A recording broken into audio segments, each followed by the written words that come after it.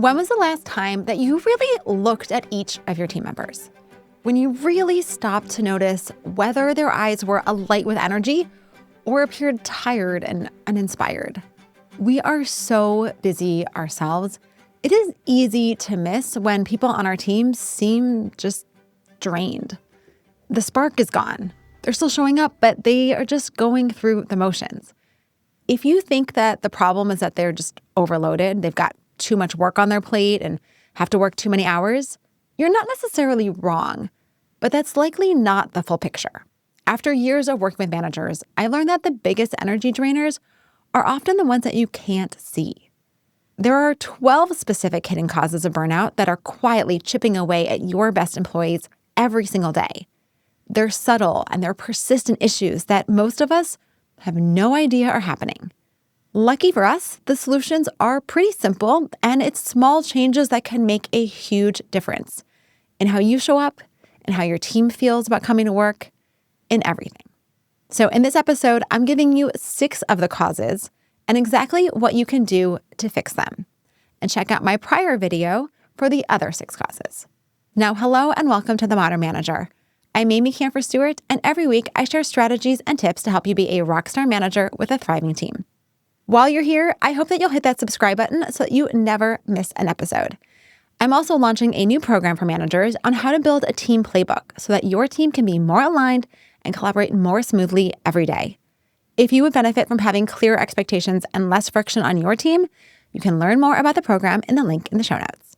So let's dive into the 6 causes of burnout that we're focusing on today. The first cause is lack of work-life balance. This isn't just a factor of working long hours. This is about never being able to truly disconnect and recharge. It's when your brain is always thinking about work and what you need to do and that meeting that's coming up and on and on and on. As a manager, you set the tone here, both in your actions and in your words. So if you are sending emails at 10 p.m. at night, your team feels pressured to respond, which means that they're checking emails at 10 p.m. at night. And if you're working weekends, they feel like they should be too. So you need to normalize unplugging. You need to respect boundaries. If you want to work at night or over the weekends, that's your choice. Just use the send later feature so that your team knows that they won't be getting anything from you outside of work hours. And the other dimension of this is that feeling of pressure to be on top of everything. It is hard to turn off your brain when you are worried about dropping a ball. We need to talk to our team and ensure that they have processes in place that allow them to leave work things at work and then easily pick them back up the next day without fearing that something is going to fall through the cracks or they're going to disappoint us. The second cause is micromanagement. When people feel like they are constantly being watched and second-guessed, it is incredibly draining. It sends the message that you don't trust them to do their job. And this not only leads to them putting in minimal effort over time because, hey, you're going to redo it anyways, or you're going to ask for something totally different, or you're going to remind them of all the things that they didn't do no matter what. So why should they even try? It's also just as grating on us. And that emotional energy makes us exhausted. So we need to shift from micromanaging to empowering.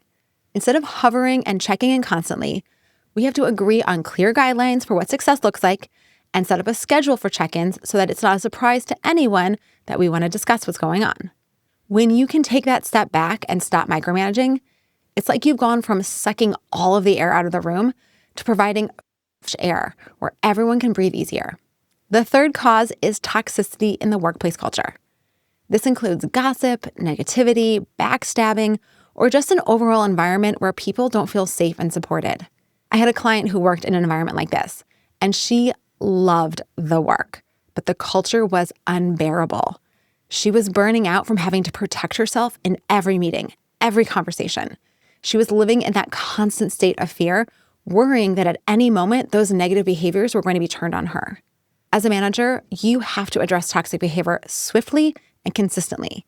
Your team members are looking to you, and what you allow says a lot about your leadership and your values. So you've got to have zero tolerance for any behavior that undermines team cohesion or disregards psychological safety.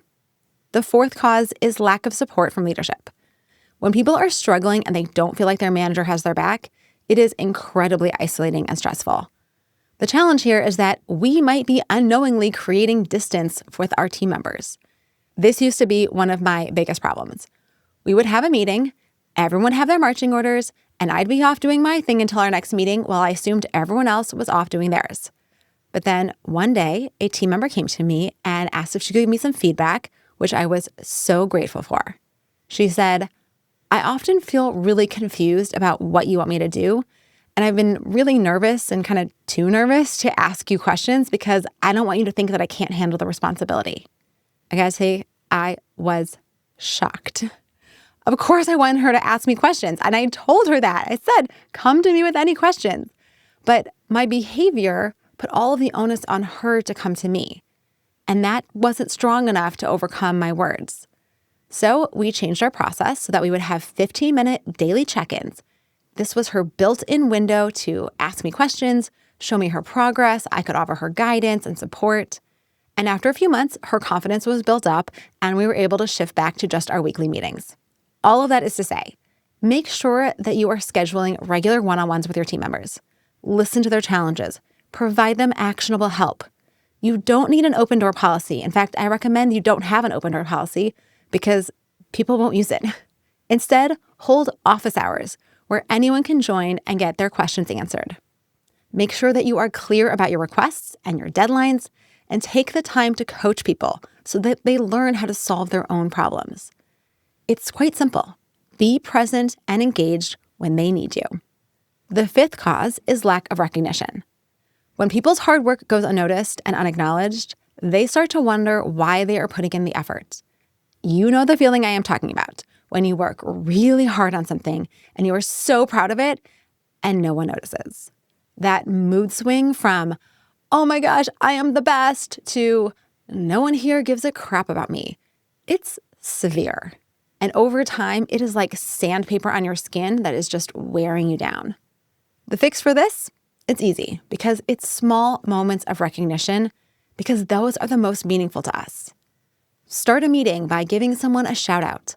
Send a nice written thank you email that describes what they did and why you appreciate them. Give them credit during a meeting for something that they contributed to.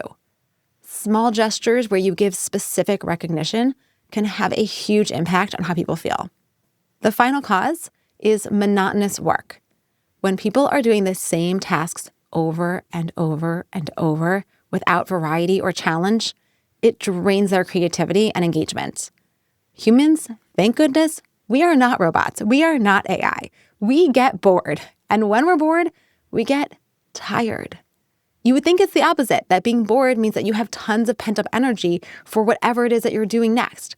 But just like exercising expends energy but also gives you energy, dull work leads to dull feelings, and that leads to burnout. So look for opportunities to rotate tasks, to automate routines with AI, to introduce new projects, or give people a chance to work on something that sparks their interest.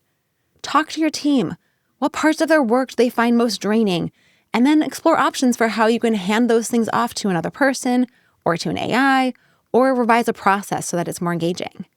And also ask them what they want to learn or what they're interested in doing more of, and seek opportunities to give more things like that. So now you know the 6 non-obvious causes of burnout. And what I hope that you're taking away is that the solution is not a massive overhaul, but consistent, intentional effort, simple, small changes that when applied daily can make a huge difference for you and your team.